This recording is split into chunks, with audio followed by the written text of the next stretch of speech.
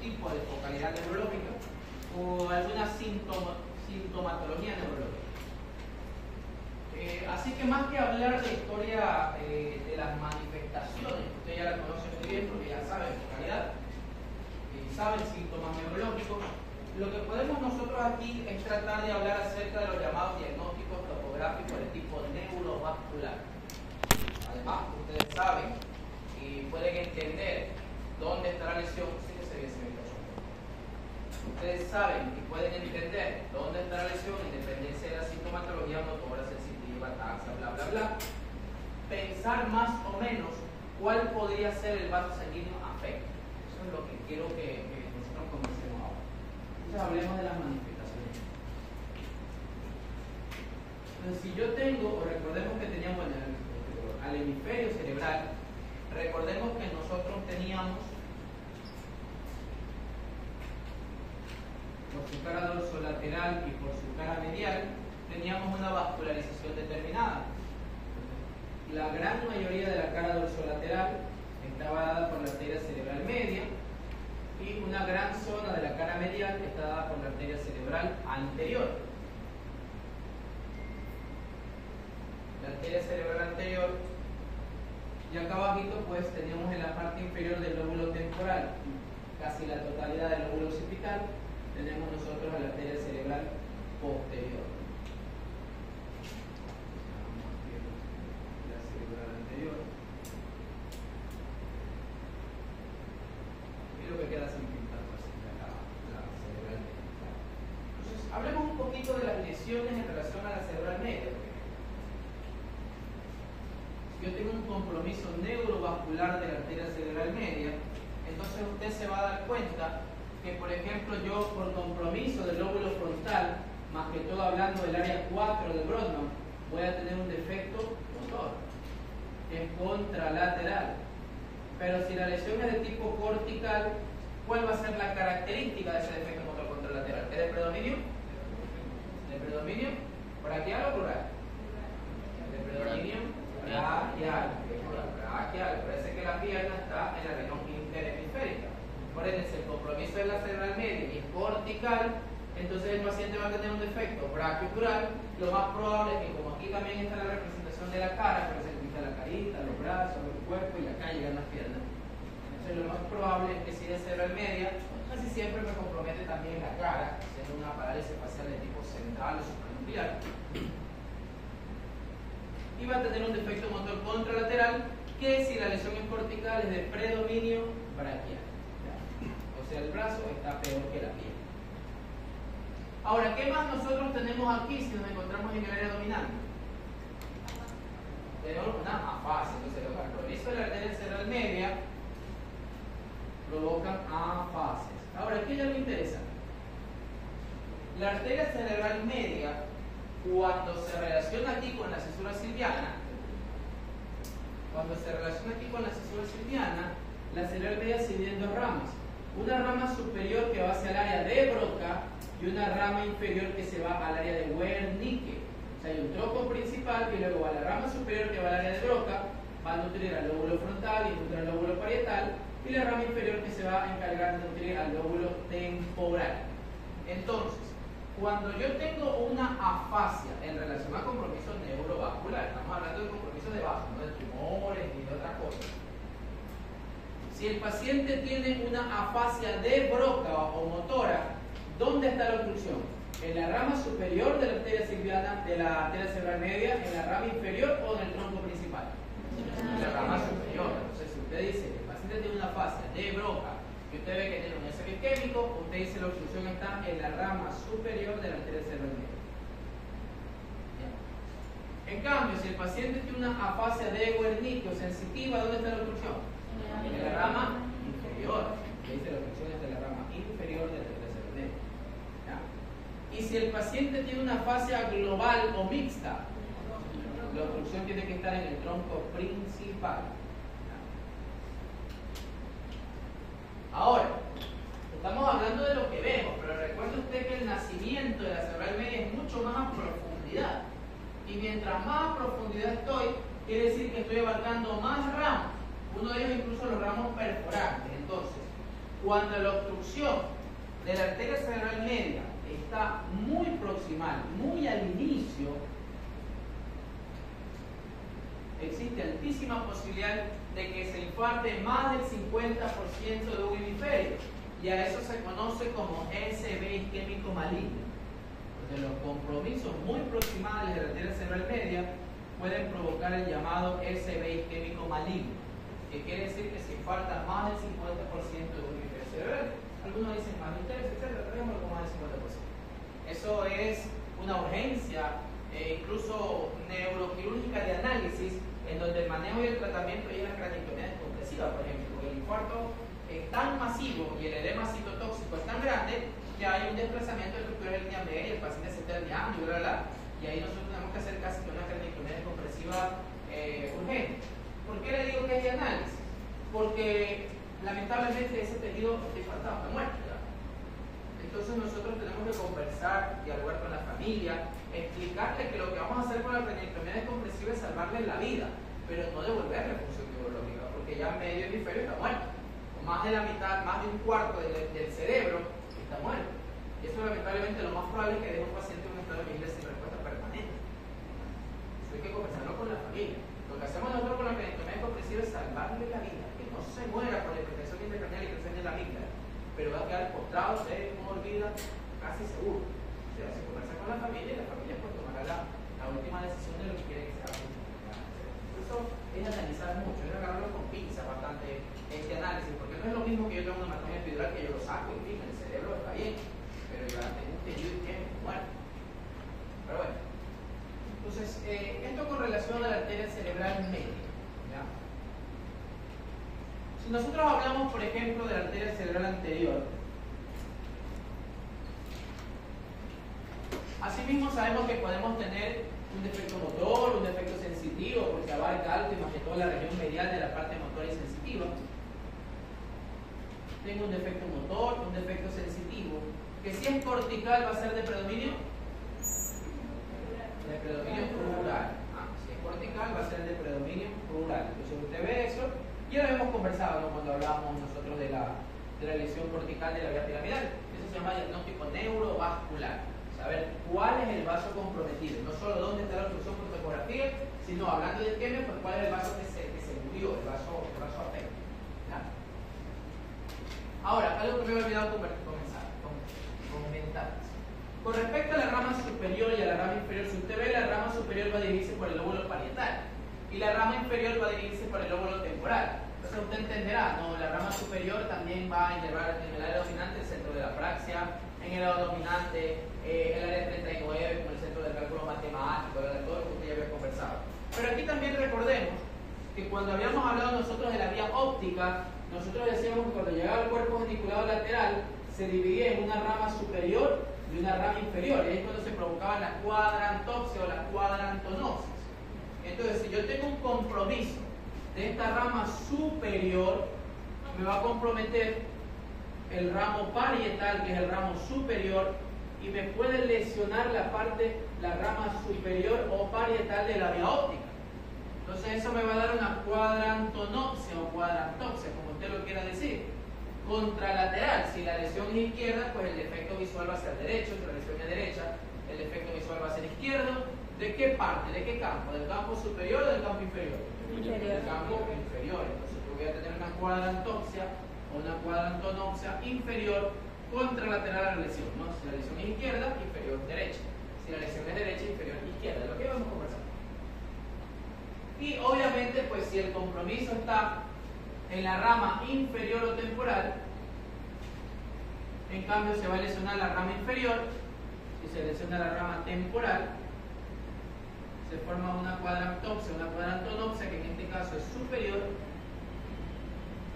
contralateral a la lesión. Si es izquierda, pues será derecha, y si es derecha, pues será izquierda.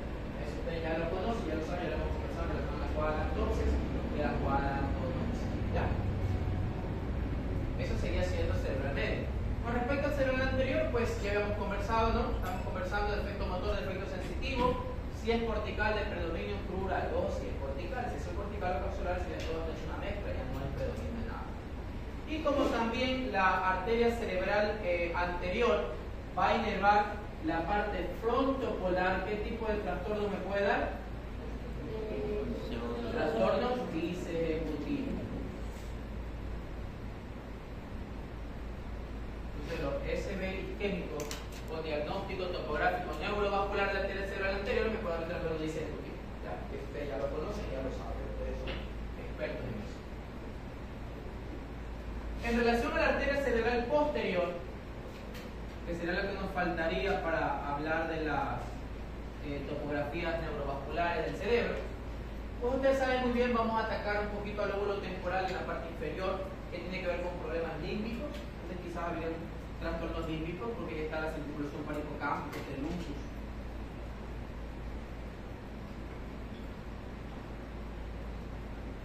Como está la circulación para hipocámpica que se relaciona con el hipocampo, que es el centro de que el hipocampo es el centro de la memoria inmediata, entonces también podemos tener trastornos de memoria. Es más, se ha visto que los pacientes que hacen deterioro cognitivo asociado a la edad, los ancianitos que ya comienzan a olvidarse de las cosas por el paso del tiempo, ellos tienen microinfartos temporales, por eso el lóbulo temporal se lesiona muy rápido, por eso comienza uno a tener trastornos de memoria producto de la demencia vascular también, ¿no? Usamos trastornos límbicos, trastornos de memoria, y como vasculariza todo el lóbulo occipital, vamos a tener trastornos de tipo occipital.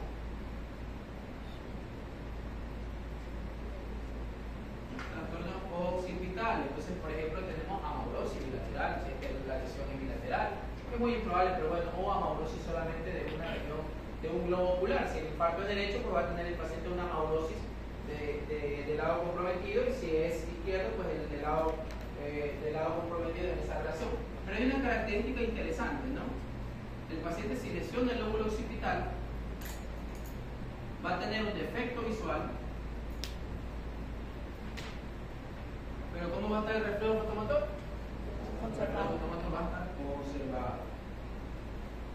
Acá también, ¿no? En la cuadrantonopsia, el defecto fotomotor, el reflejo fotomotor va a también estar conservado. Eso con respecto a la arteria cerebral posterior. Ahora hablemos del resto del encéfalo. Entonces, esas lesiones del resto del encéfalo ya la hemos conversado, ya la conocen, ya la saben. Entonces, habíamos hablado del puente, con el bulbo, con el mesencéfalo, ya el cerebelo ya lo hemos conversado. Tenemos las dos arterias vertebrales, la arteria basilar, la cerebelosa superior, la cerebral posterior, la pica de un lado y del otro, la laica de un lado y del otro, con sus ramos continuos por aquí, ¿no? Por ejemplo, si se lesiona la arteria espinal posterior, se provoca el síndrome anterolateral. Síndrome anterolateral. Si existe un compromiso de las arterias cerebrales posteriores, se provoca el síndrome cordonal posterior, que puede ser derecho o puede ser izquierdo. Si se lesionan las ramas mediales de la arteria vertebral que inerva la parte medial del bulbo, ¿qué síndrome provoca? El síndrome vulvar anterior o vulvar medial. ¿Ya? Usted ya lo conoce. Si se lesiona la pica, que es la que nutre la parte lateral del bulbo raquídeo, va a formar el síndrome de Wallenberg o síndrome vulvar lateral. El síndrome de Wallenberg o síndrome vulvar lateral está dado por obstrucción de la pica. Por eso se produce el síndrome de Wallenberg o vulvar lateral. Si se dañan los ramos pontinos, estos ramos que nutren la parte anteromedial del puente, se provoca el síndrome pontomedial. Usted ya lo conoce, que usted ya lo sabe. Si se lesiona la pica, la ego, el azúcar, pues el paciente va a tener trastorno de tipo cerebeloso, porque es el que nutre al cerebelo. Si se lesiona la cerebral posterior, puede tener problemas temporales o occipitales, que ya lo hemos conversado, o los síndromes mesencefálicos, que también ya lo conocemos. Síndrome de Weber, síndrome de Bender, etc. O sea, todos esos síndromes que habíamos conversado en algún momento, en la segunda clase que tuvimos, tienen también diagnósticos neurovasculares sobre la mayoría. Entonces, si son ramos continuos, usted ya sabe que se lesiona el 6, el 7, el 6, el 0, el 4, bla, bla, bla. Eso ya lo hemos conversado, ya lo sabemos. Hablar de diagnósticos neurovasculares. Ya, estamos claros.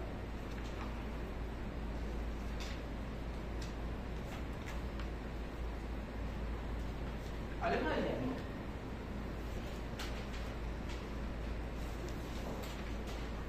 Mire, en relación al diagnóstico, nosotros podríamos hablar de 3 tiempos.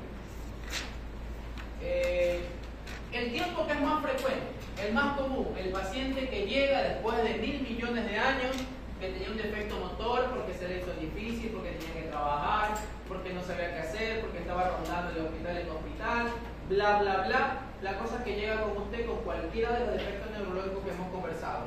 Motor, sensitivo, predominio plural, predominio braquial, sin predominio, trastornos visuales, síndrome de tronco encefálico, deterioro de conciencia cuando el compromiso es mayor y ya provoca una lesión de la sustancia reticular del tronco encefálico, deterioro del contenido de la conciencia porque compromete la sustancia reticular de los hemisferios cerebrales, bla, bla, bla. Con un defecto neurológico X, que usted ya sabe cuáles pueden ser las manifestaciones que son variadas de todos los síndromes topográficos que hemos visto. La gran mayoría llega después de 1000 millones de años. Entonces lo único que usted puede hacer con ese paciente que ya tiene más de 24 o 48 horas de cuadro clínico es hacer una tomografía de cráneo y así usted diagnostica que el paciente tiene un SB isquémico. Eso es lo más fácil, lamentablemente, tristemente, lo que más usted va a ver. ¿Ya?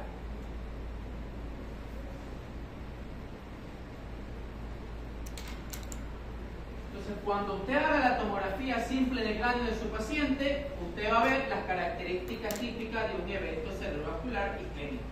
Entonces, si es un evento cerebrovascular isquémico, la característica típica es, ¿ustedes si la tienen? Es una imagen hipodensa de bordes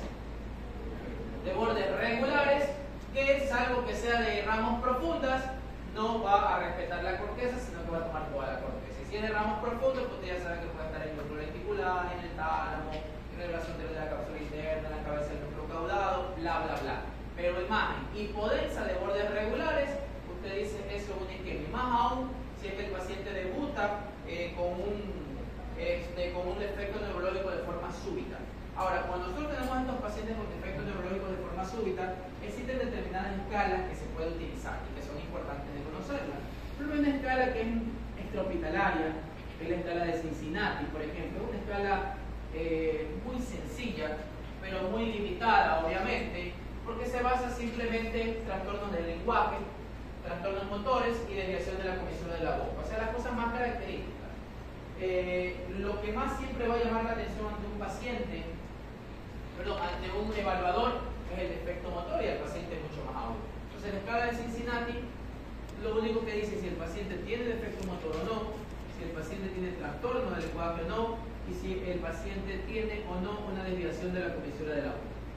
Recordando que no todos debutan con defecto motor, pero sí la gran mayoría. Recordando que no todos van a hacer una fascia motora, que será el trastorno del lenguaje, y recordando que no siempre se compromete la cara. Pero bueno, es una escala extrahospitalaria. Como para ver, evalúa si tiene defecto motor, evalúa si tiene desviación de la comisura de la boca, y evalúa si tiene trastorno del lenguaje.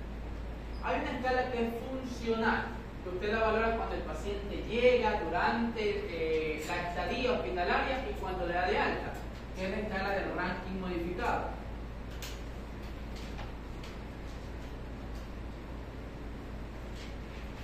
Entonces, la escala de ranking modificado, más que evaluar un defecto neurológico, evalúa la discapacidad que tenga el paciente. Entonces, por ejemplo, la escala de ranking modificado puede ir de 0, donde el paciente está ok, a 5, donde el paciente ha fallecido. Entonces, habla más que todo del pronóstico funcional. ¿Qué tan funcional es el paciente? ¿Qué tan independiente es el paciente? Y habla de escala de ranking modificado. Y tenemos una escala que es muy importante, una escala muy larga, muy compleja, que la gran mayoría de lo que hacemos es revisar los propios de hoja, etcétera, porque son muchos parámetros, que es la escala de NIS. La escala de NIS valora un sinnúmero de parámetros, una gran cantidad de parámetros, pero lo que yo quiero que les quede claro a ustedes, una vez que interpretan el parámetro, es el análisis. Entonces, si el paciente tiene un NIS de 0 a 4, a eso se llama un SB isquémico NIS leve, o también llamado SB isquémico menor. Cuando yo tengo un paciente con un evento isquémico transitorio, por ejemplo, que ya lo habíamos conversado, la reutía, que se recupera el 100% y aún no tengo resonancia magnética nuclear, ese paciente puede ser un TIA, porque cuando le haga la resonancia y salga normal, yo lo confirmo, O si es que me hace un SB isquémico con síntomas transitorios, puede ser, se transforma ahora en un paciente con un IS leve o un SB isquémico menor, ¿verdad? Porque es un paciente que tiene nula o muy poca sintomatología. Por encima de 4 hasta 14, yo digo que es moderado, el NIS moderado.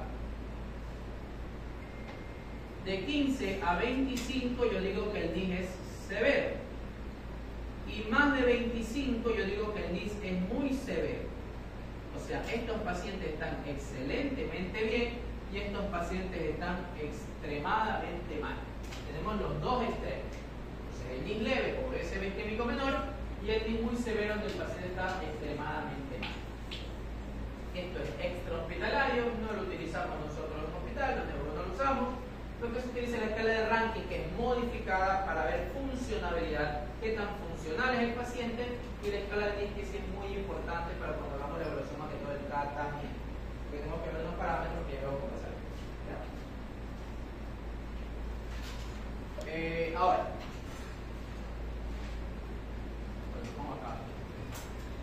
con relación al diagnóstico, entonces, como le digo, podemos hablar de 3 tiempos. El primero, que es la gran mayoría de pacientes que llegan después de 24 o 48 horas con un defecto neurológico, que por el motivo que sea no fue evaluado a tiempo y que simplemente usted con la tomografía sabe que tiene el paciente, confirme el SB isquémico y pues bueno, usted hará lo que ya lo conversaremos. El segundo caso, que sería el mejor, es aquel paciente en el cual yo podría recanalizar el vaso. Mire, lo que a mí lo que llenaría de orgullo a alguien, lo que le ayudaría a alguien, no es diagnosticar el SB isquémico, diagnosticar el SB isquémico facilito, un paciente ya con un defecto neurológico, le hacen una tomografía, vemos una imagen hipodensa como de regular, el SB isquémico ya, eso lo puede diagnosticar cualquiera. Eso no es gran cosa, eso es muy fácil. Ahora, ¿qué es lo bonito, lo salvable aquí? Es que usted no solamente que diagnostique, sino que recanalice el vaso que está obstruido. El vaso obstruido solamente se puede recanalizar durante las primeras 24 horas. Entonces, el diagnóstico nosotros lo podemos dividir en 2 grandes grupos. El diagnóstico de la isquemia, o sea, confirmar si hay o no infarto, y el diagnóstico etiológico. O sea, una vez que usted confirma si hay o no infarto, si es que sospechó que lo hubo, entonces luego usted hace el diagnóstico etiológico, por qué se infartó, en base a la escala de TOAS que ya habíamos conversado. ¿Ya? Entonces, dentro del diagnóstico de isquemia, como le acabo de decir, nosotros tenemos un tiempo, que es lo más probable, una posibilidad, que el paciente llegue después de 24 o 48 horas y donde yo ya no puedo recanalizar el vaso. Entonces, si el paciente llega posterior a las 24 o 48 horas, usted le hace una tomografía de cráneo simple, confirma la isquemia y luego pasa al segundo paso, que es el diagnóstico etiológico. Saber por qué se infartó. Entonces, él hace la tomografía, ve la imagen hipodensa, bordes regulares, ¿por qué se infartó? Diagnóstico etiológico. Entonces, vamos a hablar ahora del diagnóstico etiológico, porque lo que nos falta hablar de diagnóstico lo tenemos que sumar con el tratamiento. Entonces, usted ya confirma que tiene una isquemia por medio de una tomografía simple de cráneo que la hace cuando viene el paciente después de 24 o 48 horas, y ahora hace el diagnóstico etiológico. El diagnóstico etiológico se basa en base a la clasificación TOAS, que ya la habíamos conversado. Entonces, ¿cuál era el TOAS 1? Arteriotrombótico. Entonces, tengo que confirmar si mi paciente tiene o no una arteriotrombosis. ¿Cómo lo hago? Solicito un estudio de cuello, ecodoppler de vaso supraórtico.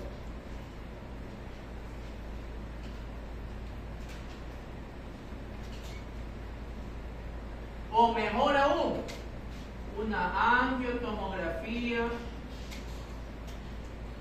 o una angioresonancia de los vasos del cuello. ¿Ya? Ahora, no solamente es importante que el médico le diga si hay una obstrucción o no hay una obstrucción, ya sea por ecodoppler, que se puede hacer ecodoppler solo si sirve. Ahora, si yo tengo la posibilidad de pedir más cosas, pues pido angiotomografía, angioresonancia. O más aún si el ecografista me dice, doctor, me quedaron dudas. Porque más que de confirmar, eso es fácil, bueno, fácil para el que estudia, ¿no? Ver si hay trombo o no hay trombo, eso ya. pero usted lo que tiene que explicar y decirle al imaginólogo, a la persona que lo haga, que le diga el porcentaje de obstrucción. Eso es importante. No es lo mismo que le diga que tiene una obstrucción del 5% que tiene una obstrucción del 90%. El porcentaje de obstrucción, eso es lo más importante. Usted le dice, dígame si hay o no una obstrucción en los vasos supraórticos, carotidio, sistema carotidio y vértebra basilar, pero hábleme en porcentajes. Hay tanto porcentaje de obstrucción, porque en dependencia de eso viene el tratamiento. Y ya, con eso yo descarto, confirmo si es arteriotrombótico. Segundo, ¿cuál eran todas dos? Cardioembólico. Entonces, ¿qué le voy a hacer? Le hago un electrocardiograma, le hago un ecocardiograma, y si por ahí me quedó la duda, hágale un Holter. Por lo menos de 24 horas. Para ver si no hay una red media trucha que le aparezca por ahí en algún momento. ¿Ya? Entonces, con eso usted confirma del si es un cardioembólico. Estos estudios usted los va a tener en cualquier lado. Estos estudios son básicos. Su paciente, pero bueno, ya luego veremos el manejo, su paciente no se puede ir a la casa hasta que al mínimo no tenga alguno de estos dos estudios. ¿Ya? ¿Cuál es el TOAS 3? Lacunar. Entonces ahora tengo que ver los vasos más chiquititos y tengo que ver infartos muy chiquititos. Por ende necesito un estudio que sea mucho más específico para ver vasos y mucho más específico para ver infartos pequeños. Y para eso yo pido una resonancia magnética nuclear de encéfalo más una angioresonancia, siempre acuérdense usted, de los 4 vasos. Algunos aquí aprovechan y piden resonancia de cuello y cráneo, cosa que con eso ya te vas. Este ecodoppler ya es sustentado por medio del de la resonancia magnética de vasos de cuello. Entonces usted ya mata 2 pájaros de un tiro. El TOAS 4, otra causa. Entonces dependerá de su sospecha. Si es un paciente joven, usted dice, joven doctor, yo pienso que puede tener un déficit de antitrombina 3, proteína C, proteína S, pídalo, se pide proteína antitrombina 3, proteína C, proteína S en sangre. Doctor, el paciente tuvo un dolor precordial y luego de eso hizo una postura de flexión anormal y tiene un infarto a nivel de tronco encefálico, yo pienso que es un hemodinámico, pídale troponina, pídale CPK, pídale todo lo que usted ya sabe que hay que pedir. Entonces piensa en un hemodinámico. Yo pienso que es una disección carotídea porque es un paciente con un antecedente traumático y aquí nosotros lo vamos a descartar, lo vamos a confirmar. ¿Ya? Yo pienso, qué sé yo, es una endocarditis bacteriana. La endocarditis bacteriana pueden ser émbolos sépticos, ¿no? Entonces usted también lo puede hacer. Y todas las sospechas que usted vea que las tiene que ir revisando porque son un sinnúmero de sospechas, pero clasificadas en este todo. ¿Ya? Y el 5, que bueno, usted sabe que es el resultado de lo anterior. Si los dos me salieron positivos, si aún me falta, qué sé yo, doctor, ya tengo el ecodoppler, pero el ecocardio falta, porque el cardiólogo, que es el que lo hace, está full y me dijo que mañana. Por ahora, nos quedamos con un TOAS 5, porque aquí me salió negativo y este todavía me falta. TOAS 5 por estudio incompleto. O los dos estudios salieron positivos. Ahora, claro, no me salió nada. ¿Ya? Entonces, así yo hago el diagnóstico etiológico en un paciente que tenga una tomografía simple de cráneo positiva que viene después de las 24 horas. Eso es lo más fácil, esto se lo hace a todo el mundo. Todo paciente con ácido isquémico lo diagnostico y luego busco la causa. ¿Qué hago si el paciente es un evento isquémico transitorio, un AIT o TIA? La misma historia, porque tengo que buscar cuál es la causa. ¿Qué es lo que provocó el evento isquémico transitorio? O sea, todo tipo de ese isquémico, TIA, el isquémico con síntomas transitorios o el isquémico establecido, stroke, todos hay que hacerle diagnóstico etiológico. Y usted ya sabe cómo diagnosticar. ¿Ya? ¿Estamos claros? Ahora,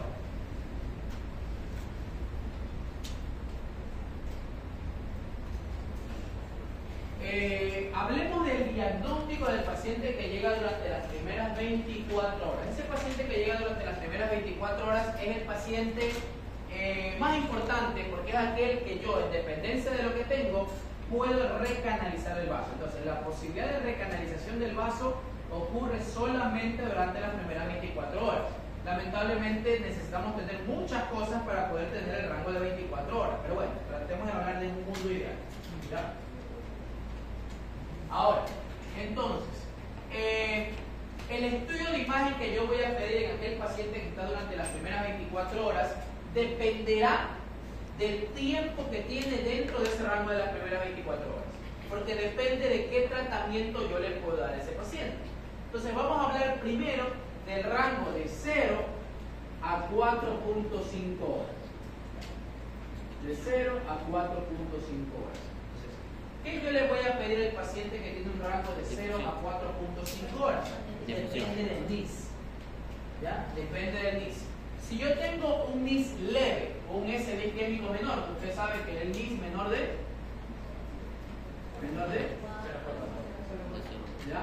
5, de 0 a 4.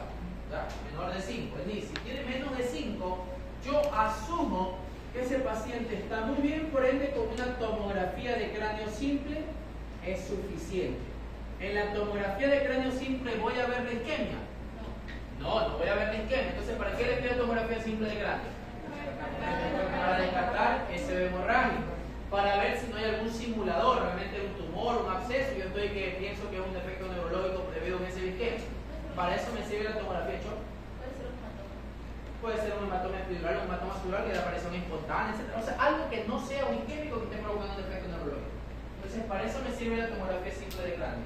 Si la tomografía simple de cráneo es normal, o mejor aún, si yo veo ya signos tempranos de isquemia cerebral, signos de la cuerda, arteria cerebral de hiperdensa, y puede ser de los núcleos de la base, que por cierto, haciendo un paréntesis, me decía el doctor de imagenología que cuando él se formó en Quito, que le habían dicho que en Guayaquil, en la costa, ¿no? Guayaquil, en las ciudades de costa, es muy frecuente que hagan signo de la cuerda o signo de la arteria cerebral media hiperdensa debido a la latitud de aquí. Entonces él me decía que no me confíe mucho del signo de la arteria cerebral media hiperdensa en costa. En sierra sí indica un signo temprano, pero en costa puede ser que no, por las características de esta de aquí, me había comentado, pero bueno. Entonces, si yo veo mejor aún un signo temprano de isquemia, veo una cerebral media derecha con un defecto motor izquierdo, ya casi que me está diciendo, ya me está gritando la realidad, ¿no? Entonces, la tomografía simple de cráneo, si es normal, o mejor aún, si tengo signo temprano de isquemia cerebral, perfecto, ya me está diciendo, me está dando el diagnóstico de un evento cerebrovascular de tipo isquémico. O si el paciente está en 0 de 10 y no tiene defecto neurológico, o fue un SB isquémico menor, o fue un evento isquémico transitorio, una de dos, ¿ya? Si el paciente que está dentro del rango de 0 a 4.5 horas tiene un NIS mayor de 5, o sea, moderado, severo, muy severo, yo también le hago una tomografía de cráneo simple, pero lo más probable que como tiene un NIS por encima del leve, ese paciente tiene una obstrucción. Alguna obstrucción debe tener en los vasos. Por eso lo ideal sería también pedirle una angiotomografía para buscar el sitio de obstrucción. Porque si el NIS está por encima de 5, probablemente tenga una obstrucción importante que no vaya a ceder con el tratamiento habitual que doy en este rango de tiempo. ¿Ya? Ahora, enfocándonos al diagnóstico y hablando del tratamiento. Estos pacientes de aquí, que tienen un rango de 0 a 4.5 horas, son candidatos a fibrinolisis.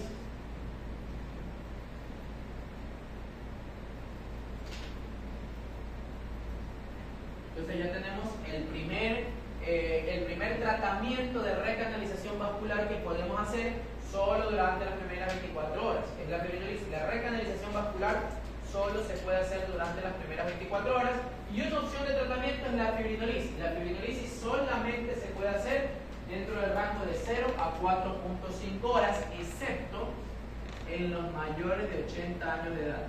Si el paciente tiene más de 80 años de edad, el límite máximo son 3 horas. ¿Ya? Entonces, de 0 a 3 horas todo el mundo. Y de 3 a 4.5 horas solamente los menores de 80 años de edad. ¿Ya? Ahora, conversemos un poquito acerca de la fibrinolisis. Obviamente usted sabe que la fibrinolisis es el uso de un anticoagulante. Y como anticoagulante su peor complicación es el sangrado. Entonces yo tengo que tener indicaciones. No a todo el mundo yo le voy a hacer fibrinolisis. Entonces yo tengo que tener indicaciones determinadas. Entonces dentro de las indicaciones y las contraindicaciones, que son muchas, vamos a revisar quizás las más importantes o quizás las más no lógicas. Porque, por ejemplo, es claro que si el paciente tiene un sangrado de otra parte del cuerpo, usted sabe que no le va a hacer fibrinolysis porque está sangrando por otra parte del cuerpo. Si tiene un isquémico, pero el isquémico se cayó de 3 metros de altura y tiene un sangrado abdominal, etcétera, etcétera, y lo vamos a operar, usted ya sabe que fibrinolysis no le va a hacer, que se le va a morir. Ya si el paciente tiene un trauma reciente, tiene una cirugía reciente, si el paciente es hepatópata, si el paciente tiene un trastorno de la coagulación, todas esas cositas usted ya sabe. Si el paciente tiene una hipoglicemia o una hiperglicemia, el riesgo de sangrado es extremadamente alto, por ende no le puedo colocar fibrinolysis. Pero, por ejemplo, algo que también nos ayuda a saber a quién sí y a quién no es el NIS, la escala de NIS. Los únicos NIS que yo le puedo hacer fibrinolysis o que yo le voy a hacer fibrinolysis son el NIS de 5 a 25. O sea, el NIS leve y el NIS muy severo no se le hace fibrinolysis. ¿Por qué? El NIS leve no, porque el paciente está demasiado bien como para ponerlo en el riesgo de que haga una hemorragia cerebral, que es lo peor que le puede pasar a un paciente que le está haciendo fibrinolysis. Y el NIS muy severo tampoco, porque es un paciente que está extremadamente mal y que lamentablemente la ayuda que se le vaya a dar va a ser pobre o nula, y segundo, porque debido a su mal estado, lo más probable es que vaya a sangrar. O sea, por los dos problemas. El NIS leve no, porque está demasiado bien, y el NIS muy severo no, porque está demasiado mal el paciente, y en cualquiera de los lados, en el uno el sangrado lo va a matar y en el otro el sangrado lo va a empeorar. Es decir, la mejoría que tiene el paciente no siempre es el 100%. Lo mejor que nosotros podemos hacer es dejarlo como que hubiera sido un NIS leve. Entonces no se le puede hacer fibrinolysis en estos casos. El otro capítulo es el que ya conversamos en relación a la edad del paciente. En relación a la edad del paciente. ¿Ya? Si tiene más de 80 años, usted ya sabe que el rango solamente es hasta 3 horas. ¿Ya? Ahora, la siguiente pregunta sería, ¿cuál fibrinolítico? Dentro de los fibrinolíticos, ustedes han visto cuando vieron cardiología, conocieron la estreptoquinasa, por ejemplo. Hay un fibrinolítico que forma parte de la prehistoria de la fibrinolisis, que es la uroquinasa, por ejemplo. ¿Ya? Entonces, para eso usted tiene que recordar así a grosso modo lo que es la cascada de la coagulación, más que la coagulación, la cicatrización. Usted sabe que cuando yo tengo una noxa, una lesión, existe una coagulación primaria, secundaria y terciaria. Con respecto a la etapa primaria de la cicatrización, que está dada por lo primero que llega cuando se lesiona algo, llegan las plaquetas. Lo primero que llega son las plaquetas. Entonces usted sabe que las plaquetas se adhieren, se activan, se bla bla bla, y toda la agregación y bla bla. Entonces esta primera etapa está dada por las plaquetas. Y ya luego lo conoceremos. ¿Qué fármacos son los que bloquean esta etapa? Los antiagregantes plaquetarios, que no nos interesa ahorita. Luego, gracias a esas plaquetas, se forma una especie de colchón en donde luego se activan los factores de coagulación, cuyo objetivo es formar una malla, que es la malla de fibrina. Entonces, los siguientes son los factores de la coagulación. Y los fármacos que bloquean esto son los anticoagulantes. Los anticoagulantes, ya puede ser orales, intravenosos, etc. Pero, si yo tengo un vaso sanguíneo que ya se formó la malla de fibrina gracias a estos factores de coagulación que lo formaron, esto puede comenzar a formar fibrina y formar tanta fibrina que no obstruye el vaso. ¿Ya? El vaso sanguíneo que se lesionó por el motivo que sea. Entonces, por eso se activa la coagulación terciaria, que más que coagulación es un mecanismo de regulación. Que viene la etapa de fibrinolisis. Esa etapa de fibrinolisis lisa la malla de fibrina para que se quede ahí donde debe de estar y que no moleste la vida. Cicatrice eso ahí y ya no siga creciendo. Aquí se liberan varias sustancias y una sustancia que se libera es el activador tisular del plasminógeno, que está en la célula. El activador tisular del plasminógeno. Entonces, el activador tisular del plasminógeno hace que el plasminógeno se transforme en plasmina. Ahora, existen dos tipos de plasmina. Es importante recordarlo para lo que vamos a conversar.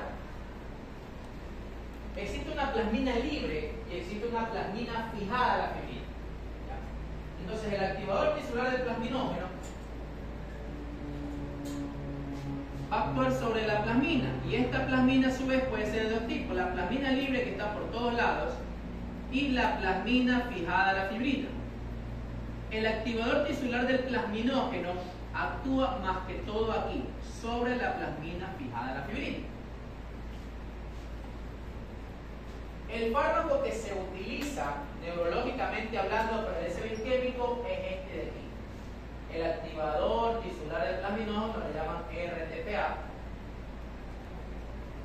que es recombinante, ¿no? El activador tisular del plasminógeno es recombinante porque es creado en laboratorio. Ahora usted me dirá, doctor, pero ¿y la estreptoquinasa que se utiliza en el corazón? La estreptoquinasa, que actúa igualito, activa el plasminógeno para que luego se transforme en plasmina y que la plasmina vaya sobre la plasmina. El problema es que la estreptoquinasa no es selectiva. El activador tisular del plasminógeno recombinante o RTPA es selectivo solamente de la plasmina que está fijada en la fibrina. No toca la plasmina libre.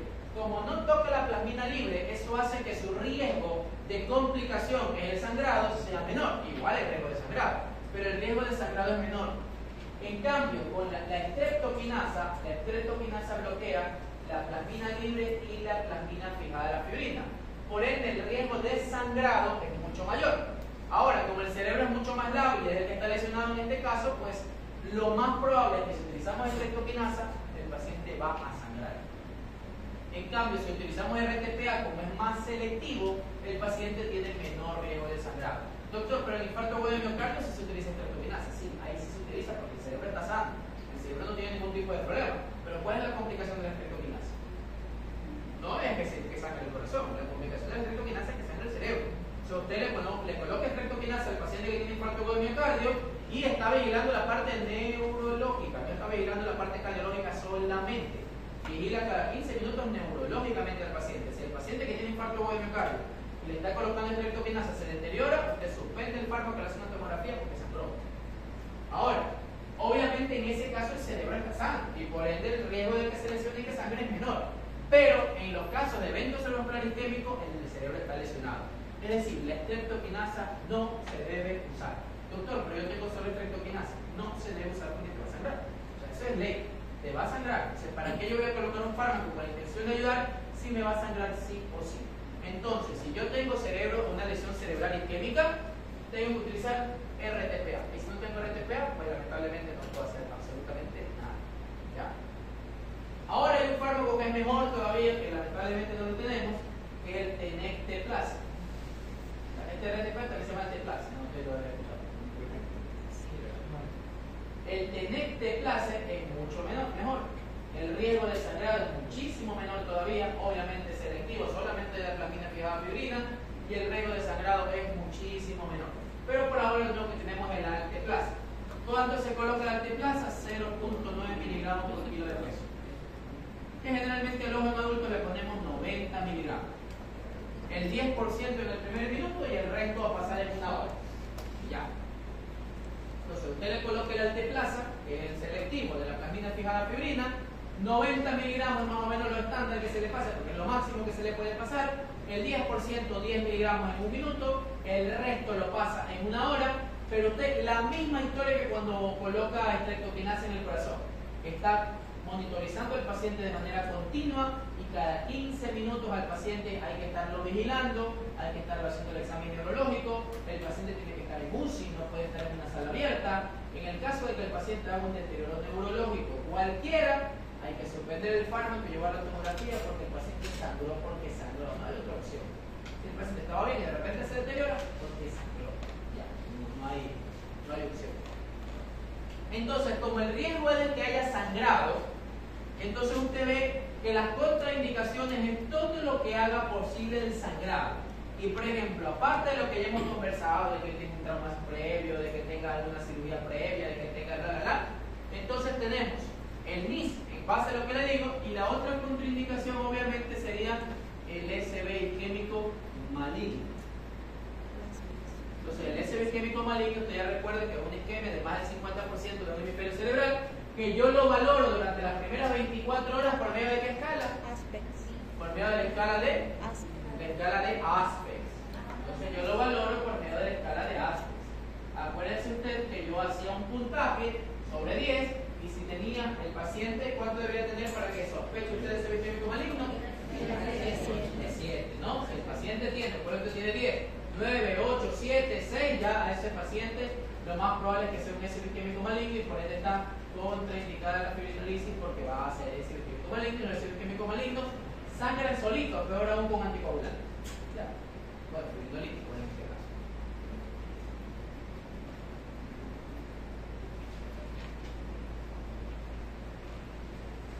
Una vez que yo termino el fibrinolítico, 24 horas después yo coloco algo que se llama prevención secundaria, que ya lo vamos a conversar.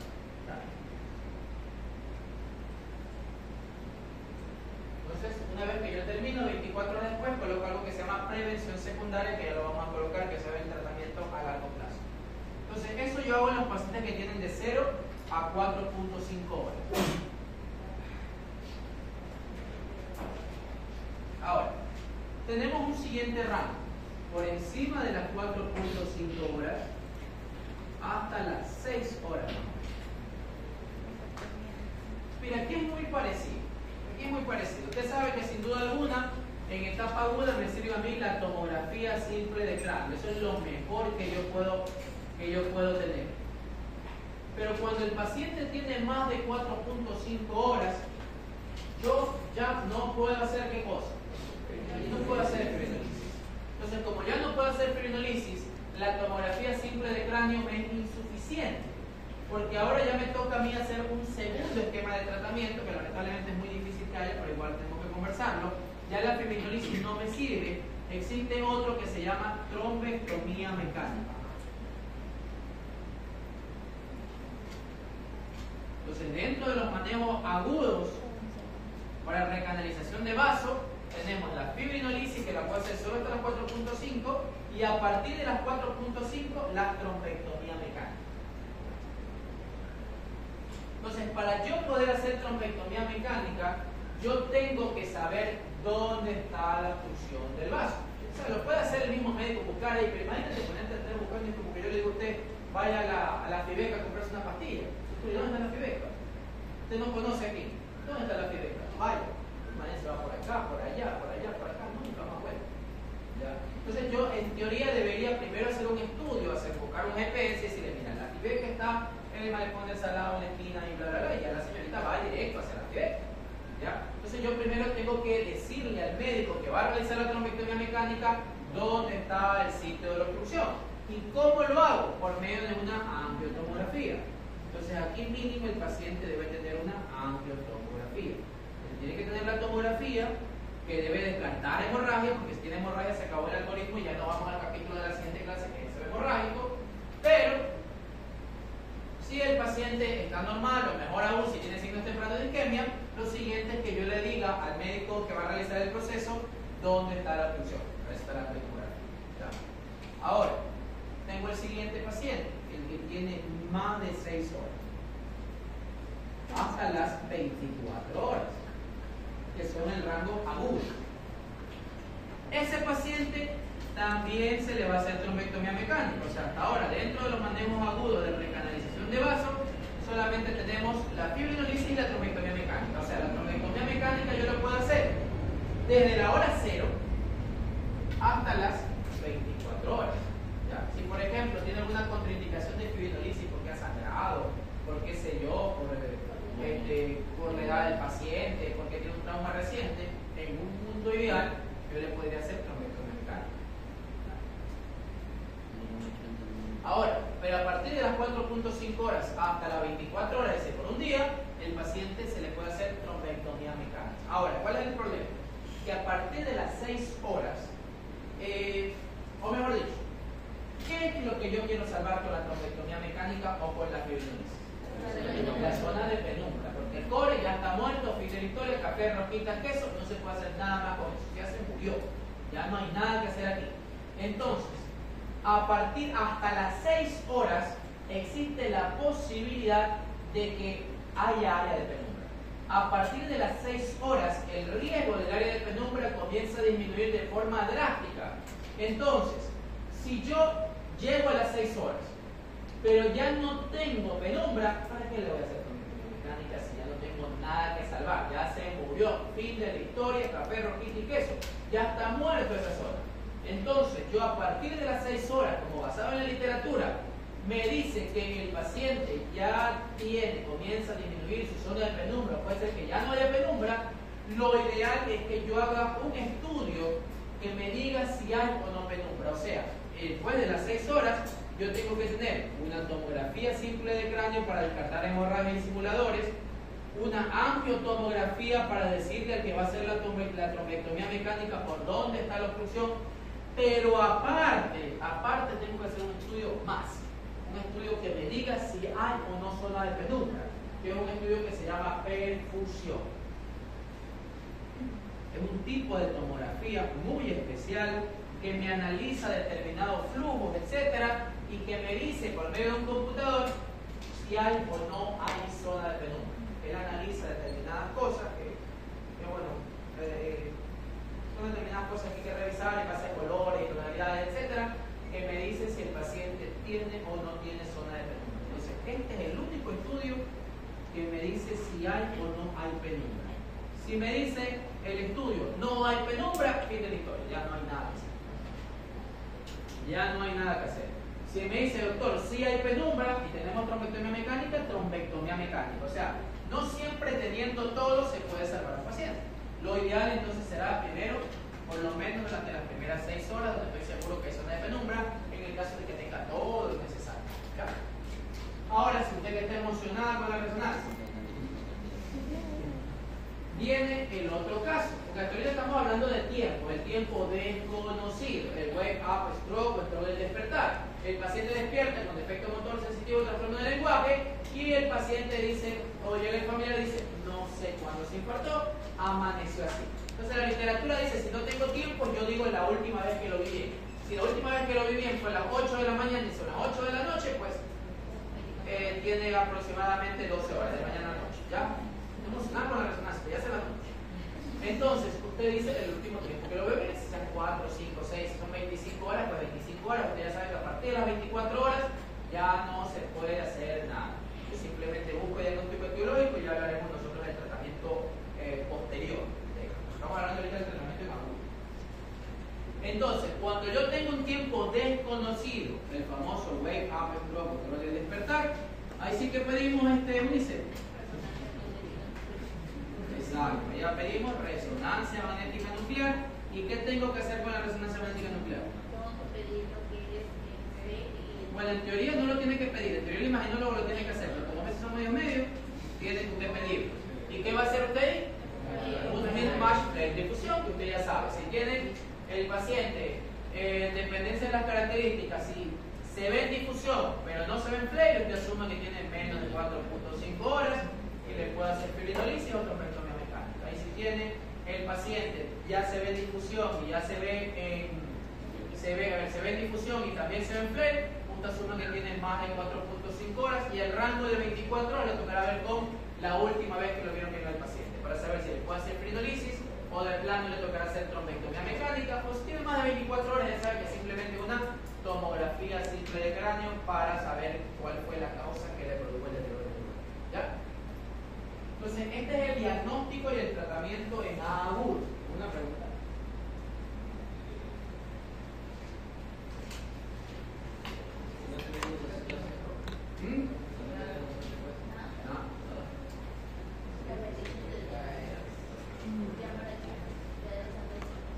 En teoría el arteplase es algo que sí hay. La trombectomía mecánica es muy complejo tenerlo en cualquier lugar más que todos ustedes que van a ser internados.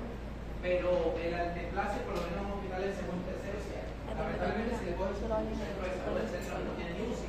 Tampoco, o sea, tú tienes el doctor, tengo arteplase que, no sé, yo lo compré la otra vez, pero esto no tiene un UCI. Donde el paciente tiene un CV hemorrágico, ahí mismo se queda. Entonces tampoco lo puede hacer. Tenemos que tener todo. El paciente tiene que estar en una unidad de UCI. No le puede colocar arteplase y decirle me voy a comer. ¿Ya? Entonces usted que va a tener 1 hora y luego tiene que estar en vigilancia 24 horas. Entonces este es el manejo y el tratamiento en agudo. ¿Ya? Ahora, nos queda un limbo. Nos queda un limbo. Porque nosotros hemos dejado afuera al SB isquémico menor.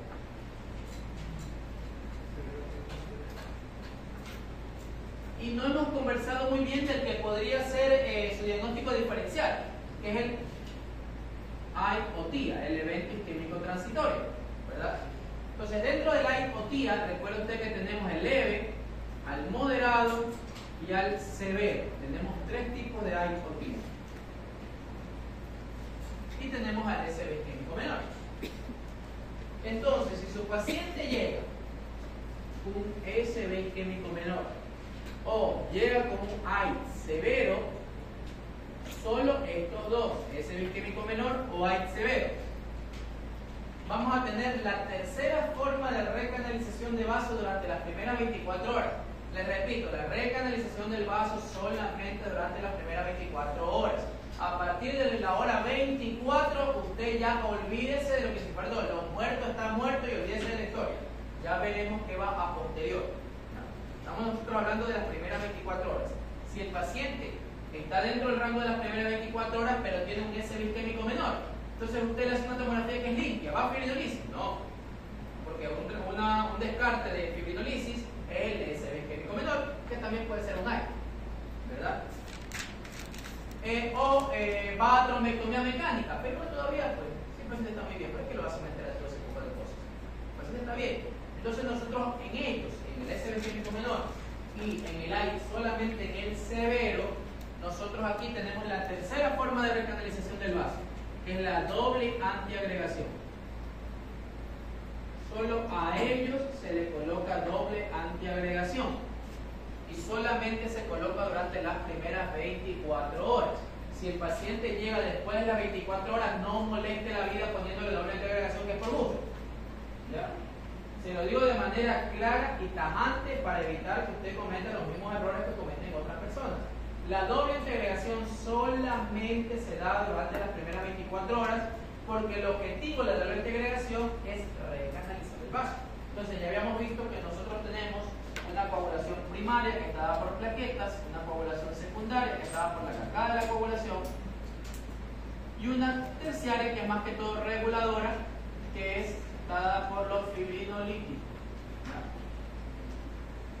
Entonces, aquí bloqueando a ellos están los antiagregantes. Ahora, la doble antiagregación se utiliza dos fármacos antiagregantes, un inhibidor del tromboxano A2, que es la aspirina o el ácido acetilsalicílico, que los amigos le dicen ASA. ¿Ya? El ASA se da en dosis de antiagregación, que la dosis máxima es de 300 miligramos. Usted le da 300 miligramos el día 1, una vez al día, y luego le da 100 miligramos día. O sea, 300 miligramos solamente en el primer día. La dosis de antiagregación es solo en el primer día. A partir del segundo día usted da dosis regular o normal, que es de 81 a 100 miligramos, generalmente lo que damos es 100 miligramos. ¿Ya?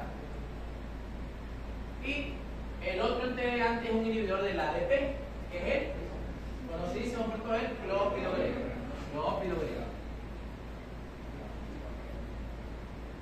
Que es un inhibidor del ADP. Luego, existe una discusión en donde si damos los dos en dosis de antiagregación, es decir, los dos a 300 miligramos, y obviamente el segundo día en adelante, normal, o lo damos en dosis de antiagregación y el clopidogrel lo damos en dosis regular, en dosis normal, que es de 75 miligramos. En neuro, por lo menos, solamente el ASA en la primera dosis es dosis de antiagregación. Dosis alta, 300 miligramos de ASA, 75 miligramos de clopidogrel el primer día. Y luego, a partir del segundo día en adelante, 100 miligramos de ASA y 75 miligramos de clopidogrel. Toda esta doble antiagregación es por 21 días. Pero ojo, solamente se lo puede dar durante las primeras 24 horas. Le doy doble antiagregación por 21 días. A partir del día 22, lo dejo solo con uno. O sea, de forma súbita, yo suspendo uno de los dos. En neuro, el que tiene más efectos adversos, el más complicado, el que tiene más riesgo de sangrado, el que tiene más efectos adversos de los dos, ¿cuál es? El ASA. Pero el mejor en neuro es el ASA. ¿Ya? El ASA, que tiene más efectos adversos, que tiene pero el mejor en neuro es el ASA. No hay nada mejor para neuro que el ASA. Entonces, usted le deja los dos por 21 días y a partir del día 22, usted simplemente le quita el clopidogrel. Ahora, si el paciente sufre de gastritis, si el paciente no tolera el ASA, bla, bla, bla, le puede dejar el clopidogrel también le va a ayudar a su paciente, pero no es lo mismo.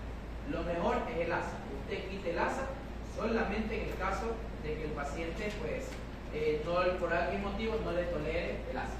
Pero lo mejor es dejarle ASA salicílico. La literatura dice, lamentablemente el ASA no tenga la mayor cantidad de efectos adversos, hasta ahorita no hay forma de mejorarlo en relación a neuro. En corazón lo mejor es el clopidogrel. ¿Ya? Algunos le dan clopidogrel, neuro le dan clopidogrel, porque el ASA tiene muchos efectos adversos, pero lo mejor es el ASA. Y de eso no hay discusión, por lo menos hasta la fecha de hoy, lamentablemente. Pero doctor, ¿pero es que me da miedo el ASA que hago clopidogrel? Sí, le va a ayudar también, le va a ayudar, pero lo mejor es el ASA. Entonces, la doble agregación por este tiempo. La fibrinolisis solamente es por 1 hora. ¿Ya? Y después de 24 horas hacemos prevención secundaria, que ya vamos a conversar eso. La trombectomía mecánica es lo que dura el procedimiento y la doble agregación en estos casos. Ahora, como estos son casos muy pequeños y muy leves, la literatura dice que este tratamiento se da aquí por 90 días. Pero la verdad eso es discutible. La verdad que esto es muy discutible, ¿no? Muy discutible. Se dice que mayor de 90 días, pues ya existe el riesgo terminó por la agregación. Pero la verdad que parece que vamos ya de manera prolongada en dependencia de esto. ¿Ya? Ahora,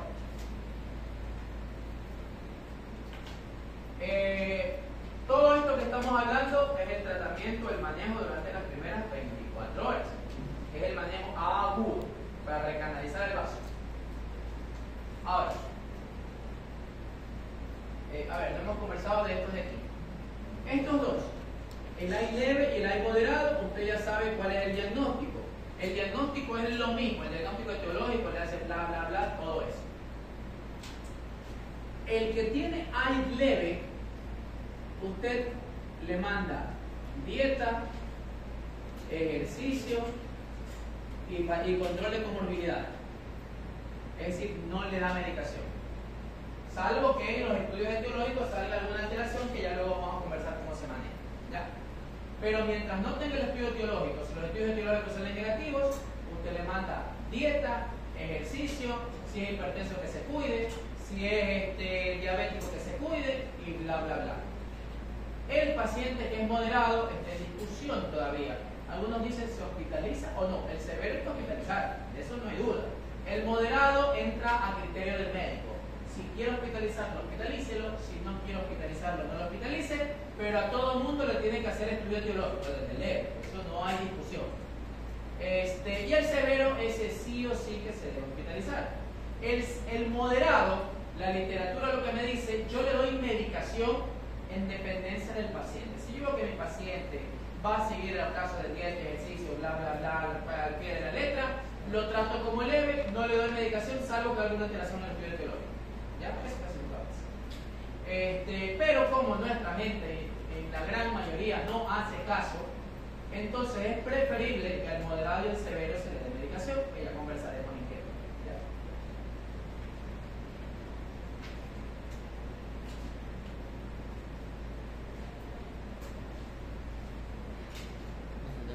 Ahora, para culminar, ya tenemos el manejo agudo, ahora tenemos que ver qué hace después. ¿Qué pasa después? Entonces, después existe algo que se conoce como la prevención. Existen dos tipos de prevención en relación al SBT. La prevención primaria y la prevención secundaria. La prevención primaria es aquel paciente que no tiene SB isquémico, pero que tiene muchos factores de riesgo para tenerlo. Un hipertenso mal cuidado, un paciente diabético mal cuidado, un AI leve, un AI moderado que no tuvo una isquemia, pero que probablemente ya la va a tener. El AI severo incluso que tampoco tiene una isquemia, pero que probablemente lo va a tener. Todos esos pacientes fuera bueno ingresarlos en el capítulo de prevención primaria. ¿Y qué es la prevención secundaria? La prevención secundaria es aquel paciente que ya se infartó, se recanalizó o no se recanalizó, ese no es su problema, pero usted tiene que evitar que se vuelva a infartar. Entonces el primario es el que nunca se ha infartado pero tiene factores de riesgo de serlo, y el secundario es aquel paciente que ya está infartado y que no quiero que se vuelva a infartar, que no se reinfarte, sea o no sea que haya recanalizado el vaso. ¿Ya? Entonces, sin importar si es primaria o secundaria, el tratamiento es muy parecido. el tratamiento de la prevención primaria o secundaria va a depender de la clasificación etiológica. Pero bueno, de entrada, ¿usted qué va a hacer? Usted le hace fibrinolisis a su paciente mejora, después de 24 horas le deja prevención secundaria. Usted le hace trombectomía mecánica a su paciente, después de las 24 horas le deja prevención secundaria. La doble integración no la conversaremos porque ya hablamos todo de ella hasta varios días después. Entonces, ¿cuál es el manejo que yo le voy a dejar transitoriamente a mi paciente? Hasta tener los resultados etiológicos, yo le dejo un antiagregante, lo mejor ASA, 100 miligramos. UD, cada día, siempre después de comida y bla, bla, bla, que se le arde el estómago, que se le da dengue, todas las cosas que usted ya sabe. Y segundo, yo dejo una estatina. Yo dejo la estatina.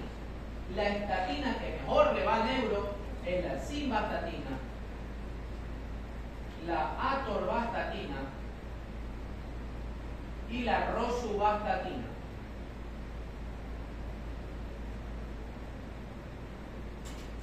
Simvastatina, atorvastatina y rosuvastatina. Los mejores son estas de abajo.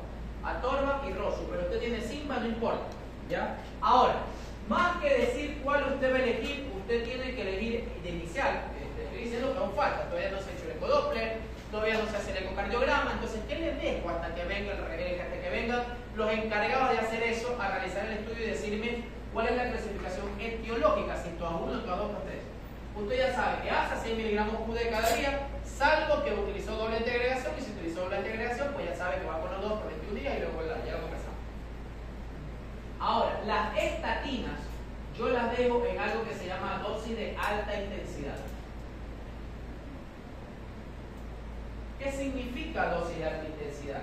Significa dosis altas de estatina, que disminuyen más del 50% el LDL. Porque el LDL es el que tiene potencial de descifrar si un paciente se va o no a volver a infartar. Si el colesterol triglicérido está alto o normal, a mí no me interesa. A mí lo que me interesa es el LDL. El LDL es el que tiene el potencial aterotrombogénico y bla, bla, bla. Entonces, las estatinas, como usted sabe muy bien por su profundo conocimiento de farmacología, inhibe la hidroxiglutaril, coenzima metil, coenzima A reductasa, que tiene que ver en el metabolismo del colesterol y más que todo me ayuda a reducir el LDL. Pero en dependencia de la dosis que yo coloque de estatina, yo digo que son de baja, mediana o alta intensidad. ¿Qué quiere decir eso? ¿Cuánto me va a bajar el LDL? Entonces, si yo tengo una de baja intensidad, quiere decir que me baja poquito el LDL en relación a la de moderada intensidad. Y si tengo una de alta intensidad, me lo baja mucho en relación al de moderada intensidad. Por eso yo, de entrada, le coloco dosis de alta intensidad. ¿Cuáles son las dosis de alta intensidad? Simvastatina, 80 miligramos. Atorvastatina, 80 miligramos. Rosuvastatina, 40 miligramos. ¿Hasta cuándo? Hasta ver cuánto tiene de LDL en mi paciente. ¿Ya? Entonces, el LDL de un paciente debe ser menor de 70. Si usted ya pelea y pelea y pelea y no lo logra, por lo menos que sea menor de 100. Pero mientras el paciente no llegue a este rango de menos de 70, o si usted ya ha peleado mucho tiempo, ya comienza con dolores musculares y bla, bla, bla, por lo menos que tenga menos de 100. Y cuando logra alguno de estos objetivos es cuando usted puede bajar a dosis de moderada intensidad, porque dosis son altas y el riesgo de contraindicaciones o complicaciones de las estatinas son altos. Las lesiones de las hepatopatías y los dolores musculares. Entonces, cuando usted logre por lo menos este objetivo, usted baja la simba a 40, la torva a 40 o la rosu a 20. Una de las tres, por si acaso todas las tres. ¿Ya? Una de las tres. ¿Ya? Una de las tres, lo que más hay en el ministerio, simba y torva. Lo que es mejor, pero más caro y no hay en el ministerio, rosu. ¿Ya? Entonces, son las tres estatinas que sirven. El resto no me interesa, el resto no me importa. Usted utiliza una de esas tres estatinas, la mejor es atorborroso. Si no tiene, dele simba, pero tiene que ser 80, 80 y 40 miligramos. Esas son las dosis de alta intensidad. Cuando usted logre el objetivo de bajar el LDL menos de 100 o lo mejor aún menos de 70, usted lo coloca. Doctor, mi paciente tiene menos de 70. Bueno, lo más probable es que se infartó, no creo que lo tenga, pero bueno, si ya lo tiene 68, 67. Nosotros tuvimos una paciente con 130 algo y como a los 3 meses que hizo el estudio tenía 70, tiene 68 por ahí, entonces ya se le bajó la dosis a 40 miligramos, obviamente con las posibles complicaciones. Ahora, a veces me dice, eso es por vida casi, ¿ya? Y la dosis de alta intensidad es hasta lograr ese objetivo, ¿ya? Ahora, a veces los pacientes dicen, doctor, pero yo no tengo el colesterol alto, no me den estatina, más que todos los que van al tercer o cuarto día. Entonces, si el colesterol está bajo, le quitamos la estatina, si ya tiene menos de 70. ¿Le quitamos la estatina o sea, le dejamos en moderada intensidad o se la quitamos de golpe?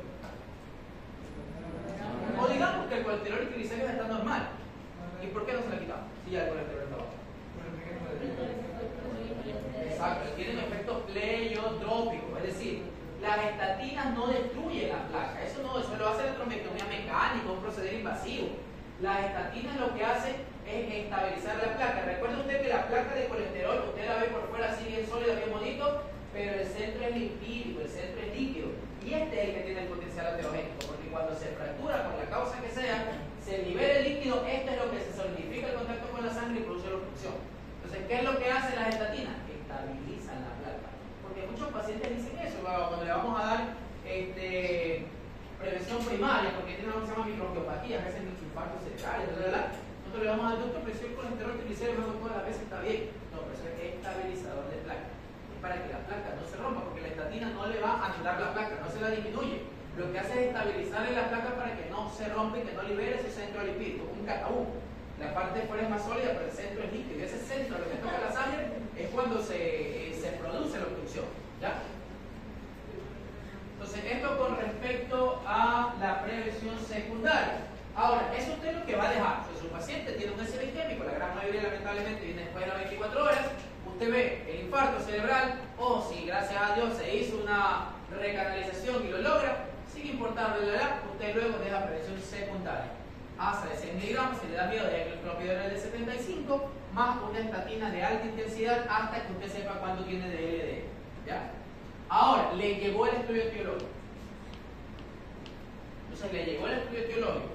Si el paciente tiene, miren, esto es lo que se hace. Y nada más. Algunos dejan doble integración y le ponen anticoagulantes y todo. Eso no. Yo no le he dicho nada de colocar anticoagulantes todavía.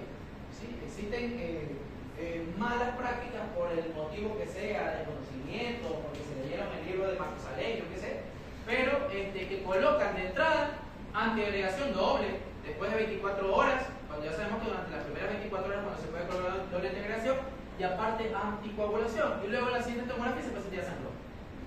La anticoagulación yo no la he nombrado, salvo en la fibrinolisis que debe de las primeras 24 horas. Ya después de las 24 horas como prevención secundaria, nada más. Ahora, le llega el estudio. Si el paciente tiene un TOAS 4, ya dependerá. Si tiene un infarto de miocardio, pues la cardiología tiene que ver qué pasó. Si tiene un déficit de proteína C, S, antitrombina 3, hematología tendrá que ver qué pasó. Si tiene una disección carótida, pues cirugía vascular tendrá que ver cómo resolverlo. O sea, el TOAS 4 dependerá de las múltiples causas que tienen, muchísimas causas, quién lo puede corregir o no. ¿Ya? Si el paciente tiene un TOAS 1, si el paciente tiene un TOAS 3, es decir, una obstrucción de gran vaso o de pequeño vaso, yo me quedo tal como estoy. Le dejo el ASA 100 miligramos cada día y le dejo las estatinas de alta o moderada intensidad en dependencia del LDL que tenga el paciente. Fin de la historia, y ese va a ser mi prevención secundaria. Con eso yo obviamente más dieta, ejercicio, que deje el tabaco, todo ese tipo de cosas que usted ya lo tiene que ver. Pero si es un TOAS 2, es decir, un cardioembólico, yo le suspendo la antiagregación y lo dejo con estatinas y anticoagulantes. Entonces, la antiagregación y la anticoagulación no van juntas. Nunca usted lo coloca, no es que le meto toda la carga de todos los fármacos que me encontré por ahí en la farmacia para ver a cuál le pego. No. Mientras yo no sepa, yo lo antiagrego y le coloco estatinas. Y luego, cuando yo lo sepa, cuando le quito cuando yo le quito la antiagregación para ponerle anticoagulación, cuando es un TOAS 2, cuando es un cardioembólico. Ya eso, obviamente, generalmente ya se ha hecho el estudio y eso en cardiología se encarga. Entonces, dentro de los anticoagulantes, que solo lo vamos a nombrar, pues usted sabe que el más conocido que tenemos es la warfarina. Tenemos tenemos a la warfarina, que usted ya sabe que es un inhibidor de los factores de coagulación vitamina K dependiente, el 162, que inicialmente no se lo da solo, sino que se lo da con heparina, porque la warfarina tarda en hacer efecto aproximadamente más o menos 3-4 días, porque tiene que inhibir la oxidación de los factores de vitamina K dependiente, y hasta que se inhiba esa oxidación pues va a mantener más o menos 3-4 días, pues se da con heparina, y luego de 3 a 4 días se suspende la heparina, se dan cuando ya ustedes ya lo conocen y lo saben, que se hace con controles de INR, la warfarina, porque altera la INR, y bla bla bla. Bueno, como opciones hay otros anticoagulantes, el rivaroxaban, el dabigatran, y determinados otros anticoagulantes que es importante que ustedes conozcan, que ustedes ya tienen que saber y haberlos escuchado por farmacología. ¿Ya? Ahora, sin duda alguna, otra prevención, sea primaria o secundaria, de los pacientes es el control de las comorbilidades. O sea, usted ya sabe cuál es el manejo agudo, el diagnóstico y tratamiento, usted ya sabe qué hacer después, pero siempre tiene que recordar que debe manejar las comorbilidades. Entonces, las 3 comorbilidades más frecuentes que tienen los pacientes, ustedes saben que es la hipertensión arterial, la diabetes mellitus y la hipercolesterolemia. Que más que todo aquí lo que me interesa, y ustedes saben bien, el LDL. Es el que tiene el potencial para decirle si se va o no infartar ese paciente. Entonces, lo que dice la literatura en los pacientes hipertensos, el valor de presión arterial que me habla de riesgos, cuál es el valor normal que debe tener un paciente en relación a riesgos, debe tener menos de 140, menos de 90, si es prevención primaria, y si es prevención secundaria, menos de 130, 80. Ese es el rango que yo le voy a esperar con él. Ya, recuerden que son hipertensos, y si se infartó es porque son hipertensos de déficit control. Por eso el valor 120-80 es un valor un poquito utópico para él, ya, aunque sería lo mejor. Con respecto a la diabetes mellitus, yo me guío por medio de la hemoglobina glicosilada. La hemoglobina glicosilada de ellos, cada tiempo determinado, si es que es diabético y tiene que hablarse con endocrinología, tiene que ser menos de 7. Y el LDL, que ya lo acabamos de conversar, el LDL normal, ¿cuánto tiene que ser? Menor de 70. Pero si ya está muy peleado ese paciente y no le baja, por lo menos que llegue a menos de 100. ¿Cómo lo logro? Por medio de estatinas de alta intensidad. Es la única forma de poder lograrlo. Si tiene más de 100, usted Simba 40, Torva 40, Rosso de 20, no le va a hacer absolutamente nada a ese LDL. Le estabiliza la placa, pero no le baja el potencial aterogénico. ¿Ya? Un paréntesis, esto me había olvidado comentarles. En etapa aguda, el valor de presión arterial del paciente. Entonces, en etapa aguda, el valor de presión arterial dependerá si sí le voy a hacer fibrinolisis o si no le voy a hacer fibrinolisis. Si el paciente sí le voy a hacer fibrinolisis, tiene que tener menos de 180 y menos de 110. Y si no le voy a hacer fibrinolisis, debe tener menos de 220, 120. Recuerden que el paciente en isquemia, su cerebro se va a perfundir por medio de la presión arterial. Por ende, 120, 80, esperarlo es una locura. Entonces usted, si le va a hacer fibrinolisis, una contraindicación de la fibrinolisis es que el valor de presión arterial esté por encima de 180, 110, porque es otro riesgo de sangrado. Entonces, para hacer fibrinolisis tiene que tener menos de 180, 110.